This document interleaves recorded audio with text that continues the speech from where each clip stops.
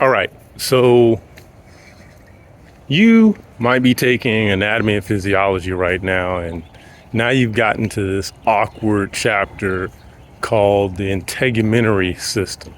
And depending on who's teaching your class, you may hear them just refer to it as skin. And then some people get real picky about it and they say, no, call it the integument or the integumentary system. And the reason why some people get really picky about that and they say, don't just call it the skin, is because they want you to include not just the layers of the skin, but all of the accessory organs within the skin. Now, you might be tempted to ignore this chapter, all right? But number one, as a student, you should think of it as something short, sweet, to the point, and something that you can use to bump your grade up. But aside from that, when you start talking about like other chapters in the text, there are certain attributes in this chapter that are going to relate to some future chapters. And I'll give you an example. Your skin is a biochemical factory. It's a biochemical factory. And when you see how you're able to use sunlight to create vitamin D3 and then use that to influence the creation of calcitriol, and how calcitriol is used as a hormone in your body to deal with calcium regulation. And then you learn just how important calcium is to your entire body. When you look at that major interconnectedness, then you come to understand why it's important to get sun and why it's important to get out and about and get outside. And that's one of the reasons why sometimes when I make these videos, I like being outside, because I can get a nice little dose of sunshine while I can.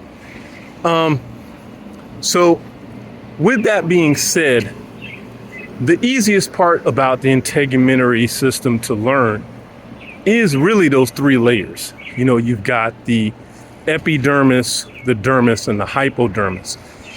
If you learn word parts are your friends. So things like epi means above, hypo is below. So you have the epidermis, which is above the dermis, and the hypodermis, which is below the dermis. And understanding what those layers are about is a lot easier to do when you've gone through the tissues chapter.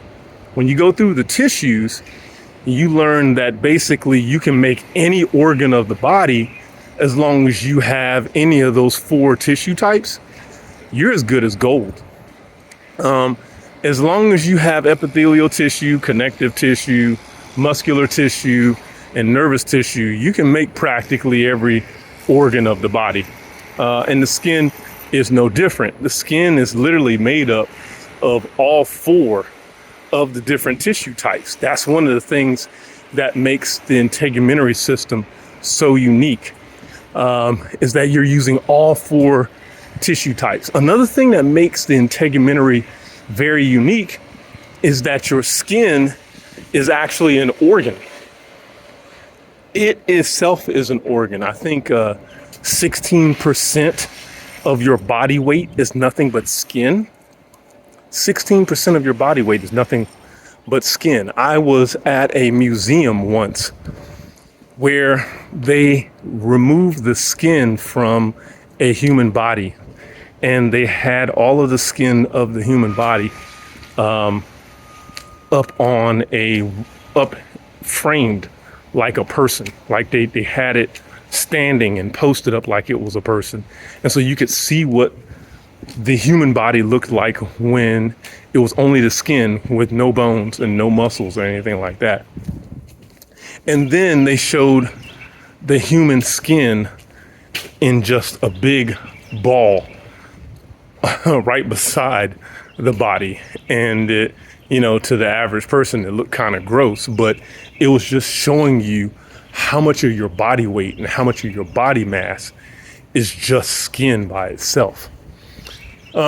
So skin as an organ, skin as part of your body, extremely important. But when we go back to those layers again and looking at the layers of the skin, you've got three major layers. And those three major layers, they're not just defined by the structures that are within them, but they're also defined by the tissues that are used to make them. So like for the epidermis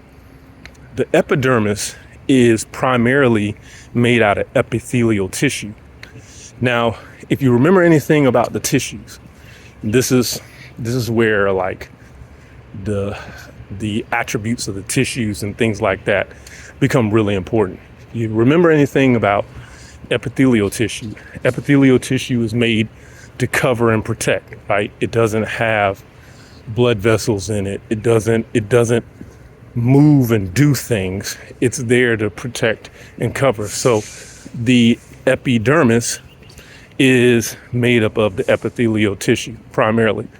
And then the dermis is made up of connective tissue, specifically loose connective tissue, a lot of loose connective tissue. So because it's made up of a lot of loose connective tissue, you're going to find a lot of organelles in it, right? You're going to find blood vessels.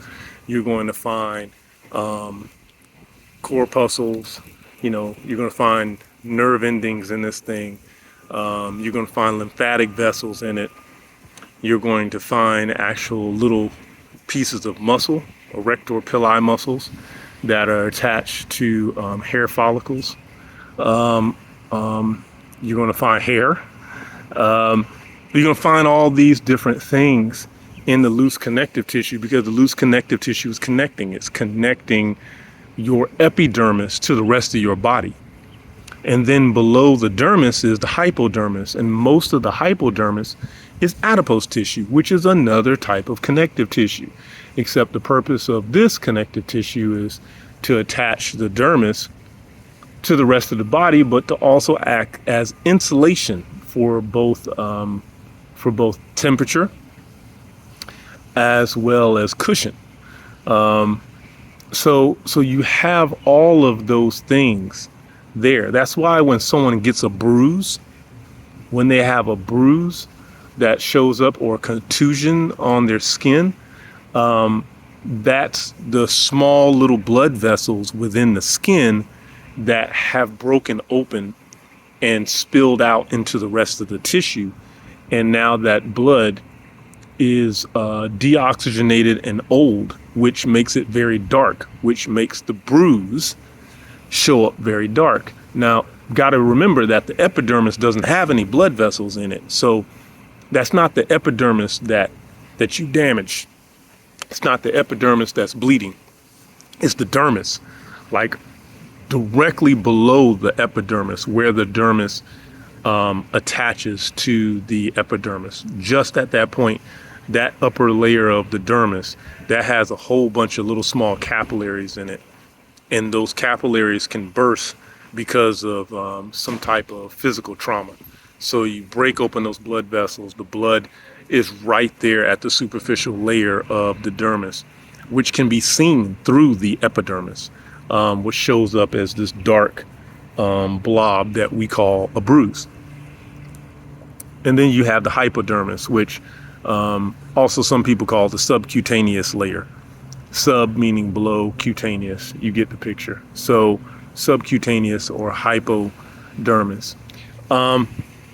Another thing to keep in mind with all of this is the fact that when you talk about someone getting a shot, oftentimes they'll get a shot in the muscle, or they'll get it injected directly into the bloodstream.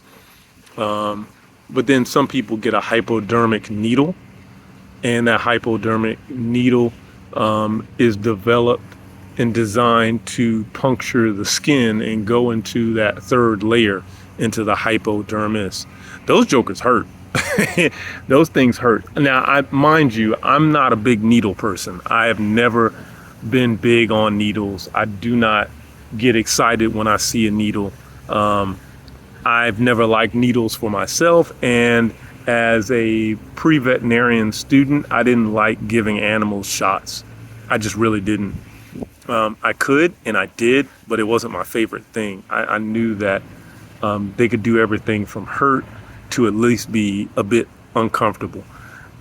Getting a shot from a hypodermic needle, that can be pretty uncomfortable. Usually if they're given a shot like that, there's something that they want to give you that's on a slow timed release. They don't want it all to hit your bloodstream all at once.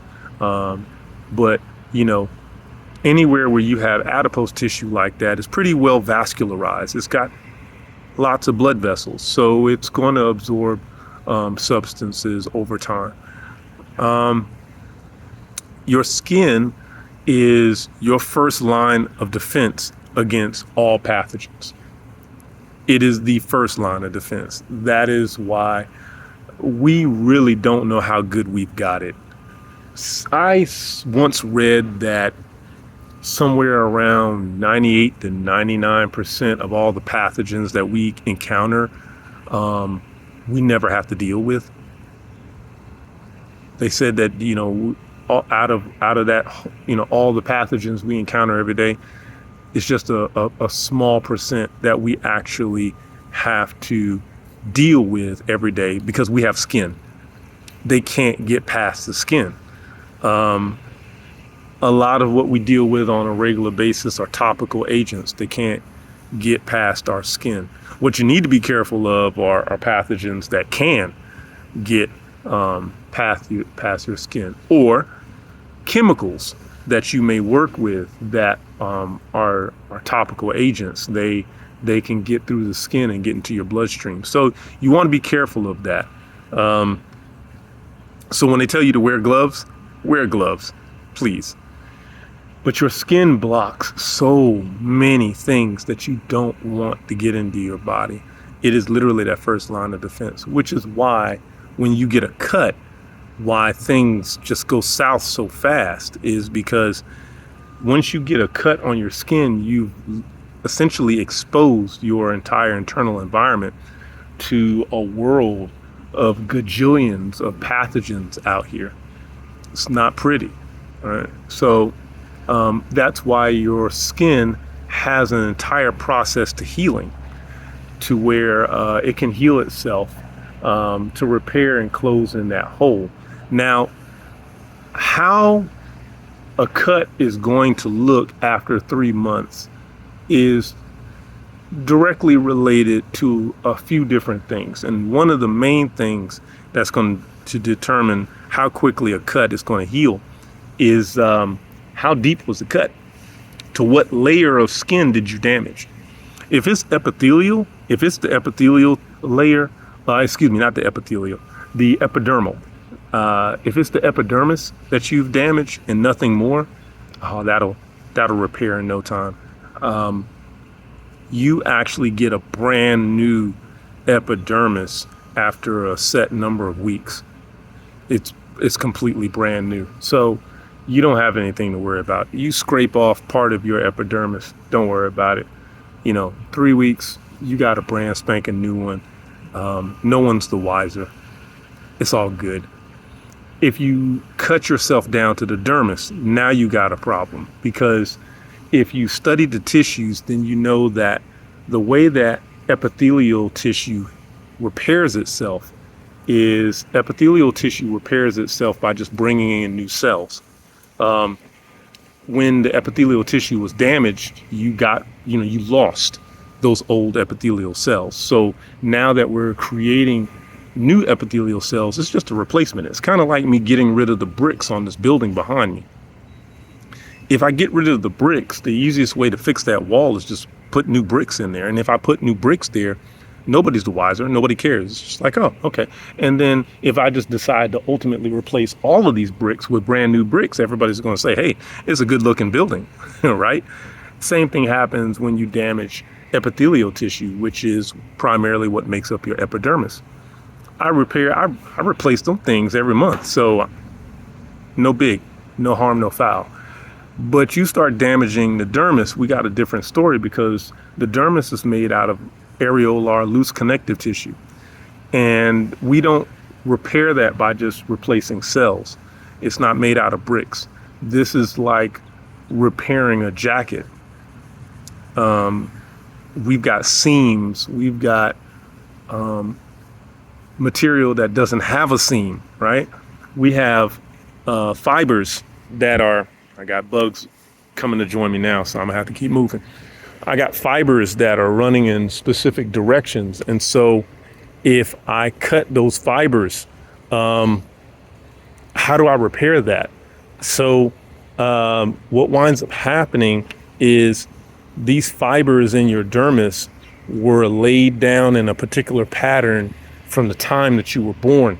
So when we go to put these fibers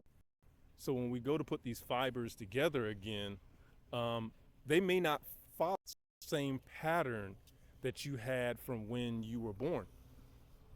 They may not follow that same pattern. And if they don't, then that's problematic. That's what creates scar tissue. You're more likely to create that scar tissue and develop a keloid simply from the fact that your body is trying to lay down more protein fibers in that connective tissue to patch up that gap. But they're not following the original pattern, so it looks out of place. Same thing with the hypodermis. Lastly, if the damage is not a cut, but it's a burn, oftentimes you'll hear about first, second, and third degree burns. Usually those degree of burns, and also you might read about a fourth degree burn as well. The degree of burn tells us a lot. One of the things that it does tell us is it tells us just how much damage has been done to the skin. Like a first degree burn typically has burned the epidermis, but it will heal with time.